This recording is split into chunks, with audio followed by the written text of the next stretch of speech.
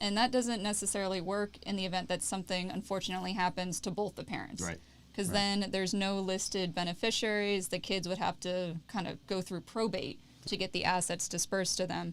So just having, contingent beneficiaries if you have kids, or just kind of listing somebody else in line that could potentially inherit the assets, that does help quite a bit. Yeah, I mean, one of the cases that we saw, and this was probably a decade or so ago, because the other thing that happens when you name primary and contingent is it opens up the possibility of the primary beneficiary actually being able to disclaim the inheritance of that account and ultimately pass it to the contingent. So in this particular case, the spouse was named as primary, but fortunately what they had done is that they had named the three, I think it was three grandkids, the contingent beneficiaries. Now, so when the individual passed away, the spouse didn't really necessarily need that additional income that would have come from that.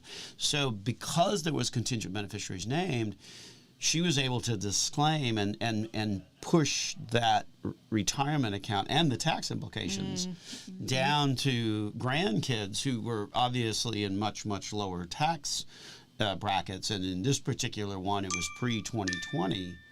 So now, you're talking about a lifetime of being able to have that asset compound itself over the course of these grandkids' lives, because they're still under the old rule, if you will. Yeah, that is a very powerful option to have available for beneficiaries. Certainly preserves it. So it gives you the opportunity, because if you don't name the contingent beneficiaries, then you don't get to do the disclaimer, because you can't disclaim to nobody.